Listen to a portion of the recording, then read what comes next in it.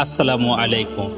আজ অনেক ঘর আছে, ছাদ আছে, দেয়াল আছে, কিন্তু শান্তি নেই। স্বামী স্ত্রী এক বিছানায় শুয়ে, কিন্তু হৃদয় দুটো আলাদা। প্রতিদিন ছোট ছোট কথা থেকে বড় ঝগড়া, আর সেই ঝগড়া এক ভালোবাসাকে হত্যা করে। প্রশ্ন হলো, ইসলাম কি এই সমস্যার সমাধান দেয় না, নাকি আমরা ইসলামকে সংসার থেকে দূরে সরিয়ে দিচ্ছি? আজ আমরা জানব কোরআন ও ইসলাম দাম্পত্য দ্বন্দ্বের কি সমাধান দেয়। আল্লাহ তাআলা কোরআনে বলেন, তিনি তোমাদের জন্য তোমাদের মধ্য থেকে জীবন সঙ্গী সৃষ্টি করেছেন, যাতে তোমরা তাদের কাছে শান্তি পাও, আর তিনি তোমাদের মাঝে ভালো সৃষ্টি করেছেন। সূরা রুম আয়াত 21। এখানে আল্লাহ তিনটি শব্দ ব্যবহার করেছেন: শান্তি, ভালোবাসা, দয়া। অর্থাৎ বিয়ে মানে শুধু দায়িত্ব নয়, বিয়ে মানে মানসিক শান্তির ঠিকানা। যখন সংসারে এই তিনটি জিনিস হারিয়ে যায়, তখনই শুরু হয় দাম্পত্য দ্বন্দ্ব। ইসলামের আলোকে কয়েকটি প্রধান কারণ। 1 নম্বরে রয়েছে অহংকার। আমি কেন ক্ষমা করব, সে আগে বলুক। কিন্তু আল্লাহ তাআলা বলেন, নিশ্চয়ই আল্লাহ তাআলা অহংকারকারীকে পছন্দ করেন না। 2 নম্বরে রয়েছে কথার থাকা। রাগের সময় বলা একটি কথা সারা জীবনের কষ্ট হয়ে যায়। রাসূল সাল্লাল্লাহু আলাইহি ওয়াসাল্লাম বলেছেন, যে ব্যক্তি আল্লাহ ও আখিরাতে বিশ্বাস রাখে, সে যেন ভালো কথা বলে অথবা চুপ থাকে। 3 নম্বরে রয়েছে দায়িত্ব।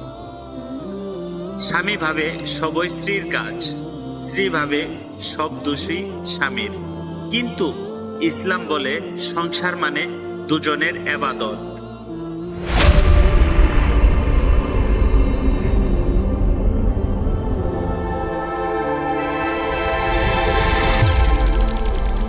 আল্লাহ বলেন, তাদের সঙ্গে উত্তম আচরণ করো। সূরা নিসা আয়াত 19। ইমাম ইবন কাসির বলেন, উত্তম আচরণ খরচ নয়, বরং ভাষা, ধৈর্য ও সম্মান। কোরআন বলে, যদি দ্বন্দ্ব হয় তাহলে একজন সালিশ পাঠাও স্বামীর পক্ষ থেকে আর একজন স্ত্রীর পক্ষ থেকে। সূরা আয়াত 35।